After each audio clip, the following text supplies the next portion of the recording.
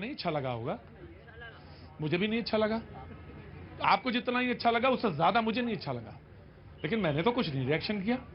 बोलेंगे, आप बोलेंगे कि आपके अंदर वो ही नहीं है, फायर नहीं है, वो आग नहीं है आपके अंदर, दिखाऊं मैं अपनी आग, सेकंड में भस्म हो जाओगे। अभी सवाल ये था ना कि, और वो मुद्दा भी था जिसमें आपने कहा था, मुझे याद है कि कांग्रेस ने कहा था कि वो जो मुद्दे मीडिया नहीं उठाती है, हम उन मुद्दों को भी लेकर भारत जोड़ो यात्रा कर रहे हैं। जी जी जी, मैं आ रहा हूं जनाब, फिर इसके बाद आप। देखिए, मस्जिद और मंदिर वो है जहां ईश्वर को साष्टांग किया जाता है और मस्जिद वो है जहां सजदा किया जाता है।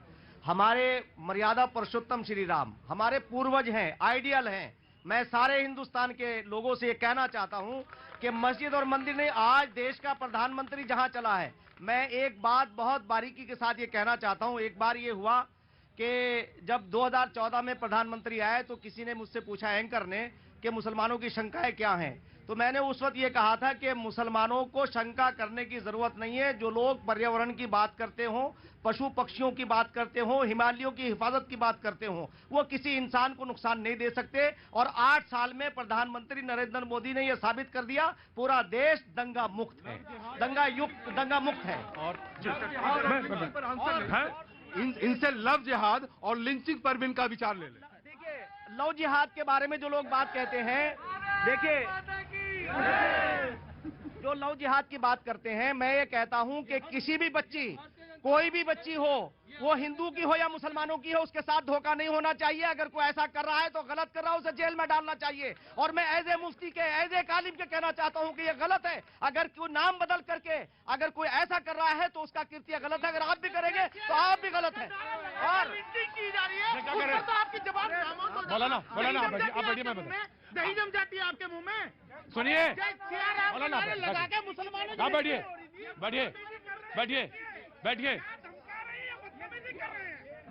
मैं अगर उधर कह सकता हूं, लिंचिंग करेंगे आप मेरे शो में। बैठ जाइए चुपचाप बैठ जाइए। मैं चुपचाप बैठ जाइए, चुपचाप बैठ जाइए। नो, चुपचाप खड़े रहना, भगा दूंगा यार। चुपचाप बैठ जाइए जी। आज आप मैं आऊंगा, मैं आऊंगा जब आपसे बोलना होगा, मैं पूछूंगा।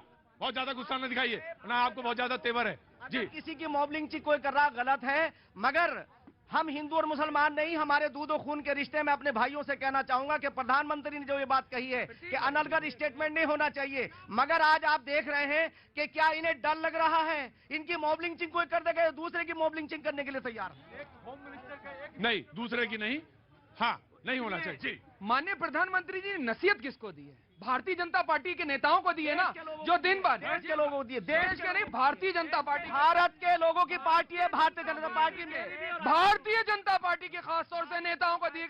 यही गलत बयानबाजी आपकी, आप नहीं सुनते। समाजवादी पार्टी, देखिए, प्रधानमंत्री जी ने जो कहा कि जोड़ने की बात कही है, उन्होंने अपने नेताओं से कहा, देश से नहीं कहा, अपने नेताओं से, कि जो आप बयान दे रहे हैं, फिल्मों पे बयान दे रहे हैं, पोस्टर लगा रहे हैं या पोस्टर प्रचार कर रहे हैं, तो आपका ये काम नहीं है कि फिल्मों का प्रचार करें। आपका काम है कि कोई ऐसी जबान ना बोले जिससे देश की एकता अखंडता की जो दिक्कत हो रही है वो ना हो, क्योंकि देश विकास तभी करेगा जब सभी मिलकर के काम करेंगे। और दूसरा, जो प्रधानमंत्री जी ने वादा किया था, अभी बहुत सारे लोग कह रहे थे, वादा ये हुआ था कि आप बताइए कि बेरोजगारी है कि नहीं है। 45 साल की इनका खुद जो लेबर मिनिस्ट्री है उसको नहीं मान रहे हैं। लेबर मिनिस्ट्री का आंकड़ा है कि 45 साल की सबसे ज्यादा बेरोजगारी है।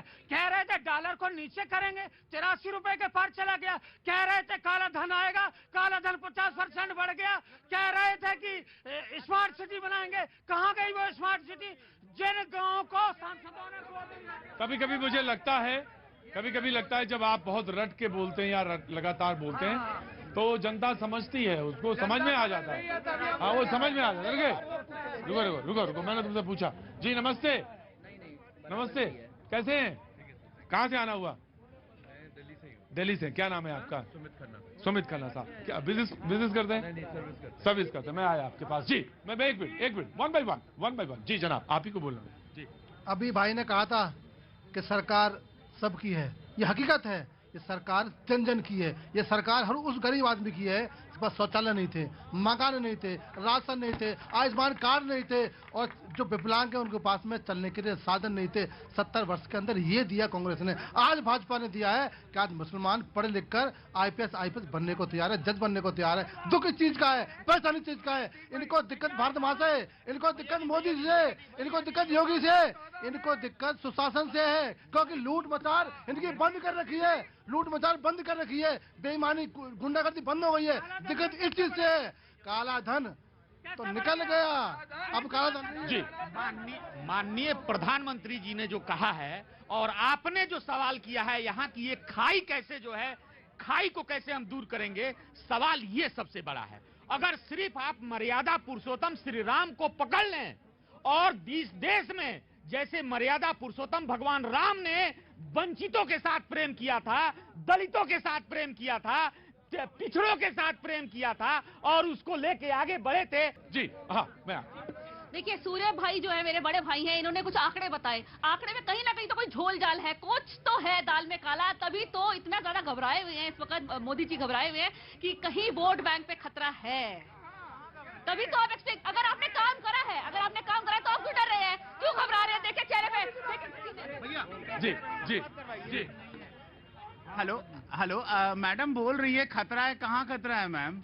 Everything is stable. मैं एक पॉइंट कहना चाहूंगा, I am a chartered accountant by profession. आगे आइए। एक क्या होता है, प्रोफेशंस के अलावा आप देखिए जो हिस्ट्री कहती है, हिंदू मुसलमान ये पॉलिटिकल एजेंडाज क्यों आते हैं at the time of elections? Otherwise we Hindu Muslims are friends. I think I eat more biryanis in the house of a Muslim than Hindus, you know. So एक वो म्यूचुअल है, बट आपको ये मान के चलना पड़ेगा पॉलिटिकल एजेंडाज को भी जिंदा रखना पड़ता है, एवरी पार्टी, बट हमें अपना सौहार्द नहीं खोना है। इसीलिए इलेक्शन सर पे, इसीलिए 9 राज्य में इलेक्शन है, इसीलिए हो रहा है ना सब कुछ। इससे पहले क्यों नहीं था? हिंदू मुस्लिम भाई भाई क्यों नहीं बोला? इसलिए the most important part is हमें as a individual educated citizen, जो यहाँ एक भाई थे मुसलमान भाई जिन्होंने बोला कि राम लखन सीता मन बसिया, वो तो हर इंसान में बसते हैं।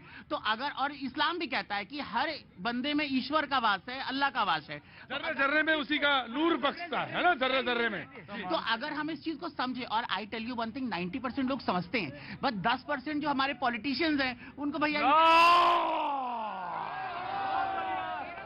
90% लोग समझते हैं। मेरा ये कहना कि 90 नहीं, 99.9% लोग समझते हैं। 0.01% जो लोग हैं वो तमाम सारी राजनीति करते हैं। कैसे हैं आप? बस एकदम। क्या नाम है आपका? शाश्वत अवस्थी नाम है मेरा। शाश्वत अवस्थी। अंदर आइए शाश्वत जी, अंदर आइए। क्या काम करते हैं आप? कहाँ से आ रहे हैं पहले तो ये बताइए मुझे। मैं MBBS कर रहा हूँ। MBBS कर रहे हैं। अरे सबसे और अंदर आइए। इस मुल्क में डॉक्टर्स की, सामान उनका ध्यान रखिएगा, इस मुल्क में डॉक्टर्स की, टीचर्स की, साइंटिस्ट की, इन सब की बहुत जरूरत है।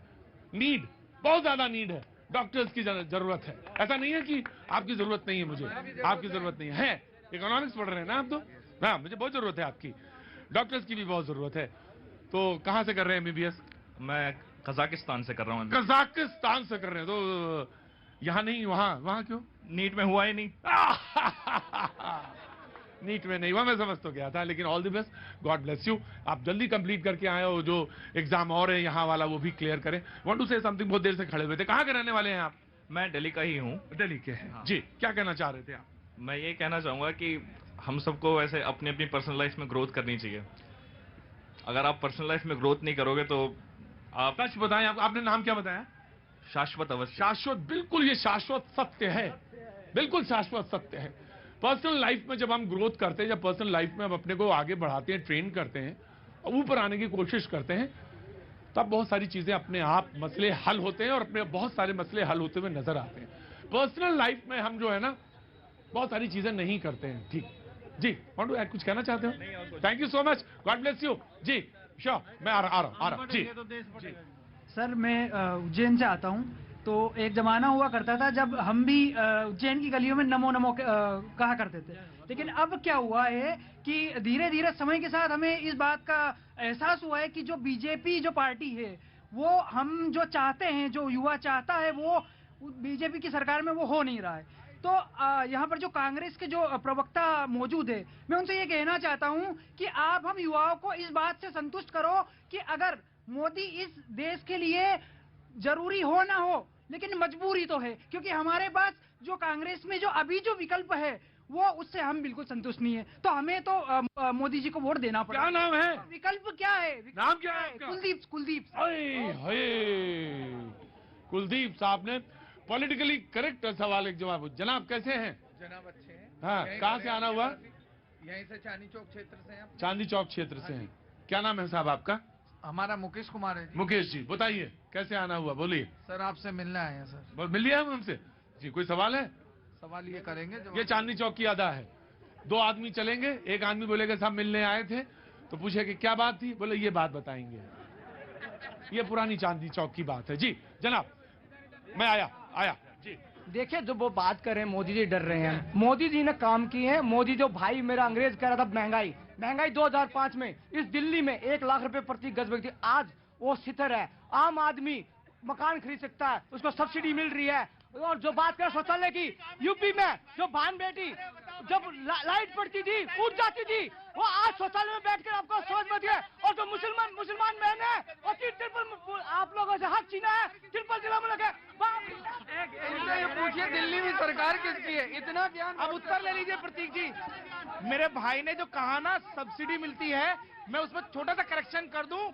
10 लाख रुपए तक के मकान पे यदि आप लोन लेते हैं, 10 लाख रुपए तक का, तो 30% सब्सिडी आपको केंद्र सरकार देती है। दूसरी चीज मैं बताना चाहता हूं, ये जो समाजवादी पार्टी के प्रवक्ता थे या कांग्रेस के थे, आज देश ने इनको नकार दिया है, इसलिए ये सारी बातें कर रहे हैं। मैं प्रधानमंत्री जी ने क्या कहा, सबके पास जाना है, हमें किसी से वोट की अपेक्षा नहीं है, अपनी बात पहुंचानी है। लेकिन बट ये दोहरी बात क्यों? आज ये दोहरी बात क्यों कर रहे हो? अभी तो आपके एक मंत्री बोलते हैं कि इनसे सामान न खरीदो, इस समुदाय के लोगों को मजदूरी नहीं दो, और अभी कहां से ये